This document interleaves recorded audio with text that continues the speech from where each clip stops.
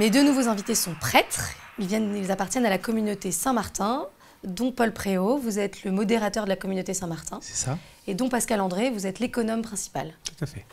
Voilà. Père, vous êtes ici au Congrès Mission. Il y a une urgence à la mission? C'est très important parce que, comme le dit le mot mission, nous sommes des envoyés.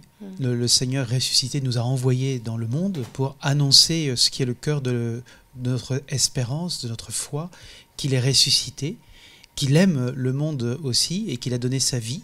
Et nous sommes, nous, membres de son corps par le baptême, et nous sommes, parce que l'Église est missionnaire, nous sommes tous non seulement attachés à la mission, mais missionnaires par essence, par ADN, j'allais dire. Voilà. Pourquoi un congrès mission est-il nécessaire? Un congrès mission est bienvenu pour, je pense, d'abord rassembler, fédérer, faire que les gens se rencontrent. Il y a toujours un danger à se retrouver seul et à peut-être justement, à cause de cette solitude, se décourager face à l'ampleur de la mission et de pouvoir se retrouver, d'échanger, de voir les initiatives qui sont prises, des méthodes même parfois. Donc ça c'est absolument indispensable parce que nous ne pourrons rien faire et jamais rien faire tout seul. Et puis ensuite il s'agit de stimuler, d'encourager, de donner l'enthousiasme de la mission, d'apprendre aussi la gratuité de la mission. On ne part pas en mission pour soi ou pour se faire plaisir ou pour se la jouer, mais on part en mission vraiment pour rejoindre les plus pauvres et ceux qui sont désespérés, découragés, qui ne trouvent plus de sens à leur vie.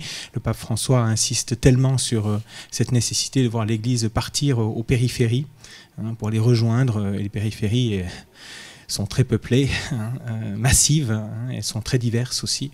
Et justement, il n'y a pas une méthode, il n'y a pas une solution, il n'y a pas une manière de faire, il n'y a pas un groupe qui est capable de. Il y a toute l'Église qui part en mission vers les périphéries diverses et variées.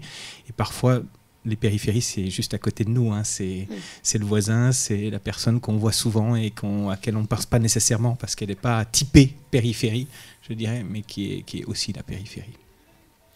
Merci. Est-ce que vous voulez nous partager une phrase, une parole de Dieu qui puisse nous encourager? Oui, alors, c'est pas une parole de Dieu, c'est une parole d'un saint.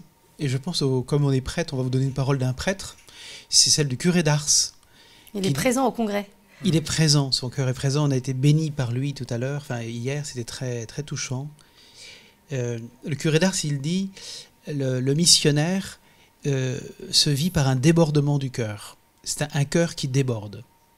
Tout à l'heure, Natacha Polini nous parlait d'une ferveur, et là, le curé d'Ars nous parle d'un débordement.